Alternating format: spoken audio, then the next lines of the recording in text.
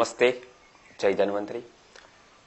जैसे गर्भ विज्ञान और गर्भ संस्कार के बारे में हम विचार कर रहे थे, उसमें गर्भ का आना या ठहर जाना, जन्म होना, वो अच्छा या बुरा होना, उसका तंदुरुस्त या रोगी होना, ये सभी बातें दैवाधीन है, भाग्याधीन है या फिर पुरुषार्थाधीन है। ये एक वर्षों से ये एक प्रश्न आ रहा है। सामान्य व्यक्ति को तो ये हो रहा है कि ये सभी को तो बस एक सिस्टम से चल रहा है, कुदरत, और इसको जो भगवान करता है ऐसा ही होता है। तो इसलिए इसमें कुछ बुद्धि लगाने की, कोई प्रयत्न करने की जरूरत नहीं है।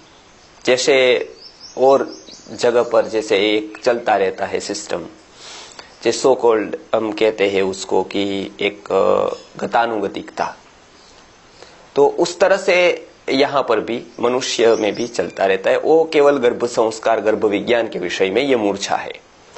और जगह पर हम देखें तो हमको पता है कि पहले हमको एक पत्र पहुंचाना था तो 5-10 दिन लग जाते थे। यहाँ से दूसरे प्रदेशों में कोई भी हमको खबर पहुंचानी थी तो 5-10 दिन, उससे ज्यादा भी लग सकते थे।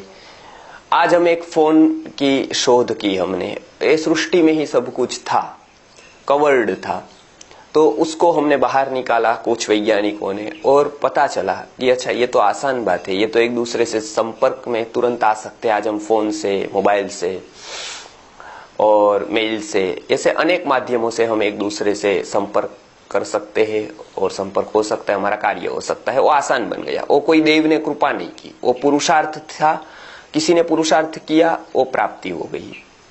इसी तरह से हम देखते हैं कि किसान भी है, वो अपने खेत को जोतता है, वो फसलमय बन जाता है। 4-5 महीने तक उसको कुछ पता नहीं होता है, बस फसल, रात सुबह पानी पिलाना है, दोपहर में उसको खरपतवार निकालनी है, शाम को वहां पर सोना है पशुओं से रक्षा करने के लिए। वो पूरा फसलमय बन जाता है। हम देखते हैं कि वो फसल 4-5 महीने में तैयार हो जाती है बारिश जाने के बाद, फिर वो लाता है। वो दैवाधीन बैठता नहीं है कि कोई देव आएगा और उसकी कृपा हो जाएगी और वो कर देगा। उसी तरह से ऋषि मुनियों ने बताया है, ये पुरुषार्थाधीन बात है। मनुष्य को प्रजा उत्तम कैसे करनी है, वो उसके सूत्र जो है, उस विज्ञान के सूत्र जो है, वो ऋषि मुनियों ने सालों की तपश्चर्या के बाद प्राप्त किए थे। वो तपश्चर्या से किए थे, इसलिए वो पुरुषार्थाधीन है।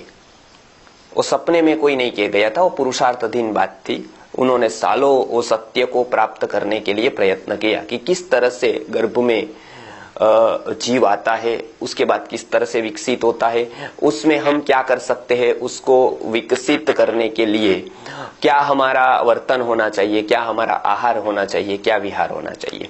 तो यदि हम उत्तम बीज को, एक जो 4 महीने टिकने वाली फसल के लिए किसान यदि 4 महीने तक फसलमय बन जाता है और इसमें घाटा नहीं होता है उसको, क्योंकि फसल आती है तो आनंद होता है, उसको पैसा मिलता है, वो सुखी होता है। जब 4 महीने जिसकी आयुष्य है, या मानो कि उसके बाद निकलने के बाद 1 वर्ष आयुष्य है, 1 वर्ष आयुष्य के लिए वो 4 महीने तक फसलमय बन जाता है। फसल के अलावा और कुछ उसको दिखता नहीं है।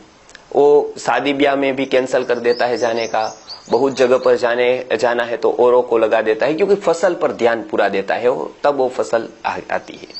जब 1 वर्ष की जिसकी उपयोगिता है, ऐसे अन्न पर, ऐसे गेहूं, जैसे धान्य पर वो फसल में 4 महीने तक बन सकता है किसान, तो ये तो हुई प्रजा की बात। जो हजारों साल टिकने वाली है परंपरा, उसको यदि उत्तम बनाना है तो कम से कम 1 साल तो व्यक्ति को, समाज के जो वर्ग है, बुद्धिमान वर्ग, उसको प्रजामय, उसको दैवी प्रजामय बनना होगा, ऐसा गुरुवर्य बताते थे। तो इसीलिए पुरुषार्थाधीन होने के लिए कुछ उपाय, कुछ निर्देशन, कुछ आहार विहार, कुछ औषध उसमें भी ऋषि मुनियों ने बताए हैं, क्योंकि ये पुरुषार्थाधीन बात है। जितना व्यक्ति पुरुषार्थ करेगा उत्तम संतति लाने का, उतनी ही उत्तम संतति होगी। तो किस तरह से उसका पुरुषार्थ करना है?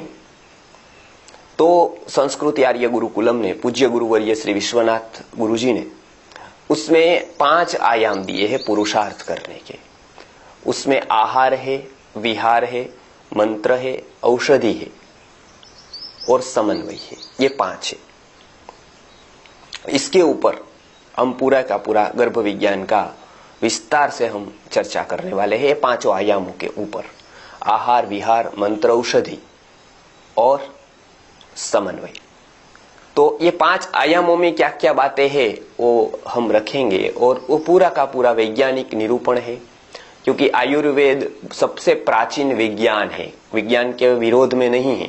हम मॉडर्न साइंस को ही साइंस मानते हैं, लेकिन विज्ञान शब्द ही सबसे पहले आयुर्वेद वेद ने दिया है, उसके बाद आयुर्वेद में उसका प्रचलन बढ़ गया है। इसलिए ऋषि मुनियों ने कहा है कि दुखम समग्रम आयातम अविज्ञाने द्वयाश्रये सुखम समग्रम विज्ञाने विमले च प्रतिष्ठितम। आयुर्वेद विज्ञान में समग्र सुख का सार है और उसको भूलकर विपरीत दिशा में जाने से दुखम समग्रम आयातम, समग्र दुख की प्राप्ति होती है अविज्ञान का आश्रय लेने से। तो हम विज्ञान का आश्रय लेकर आगे क्या क्या बताया है वो देखेंगे। नमस्कार, जय धन्वंतरि।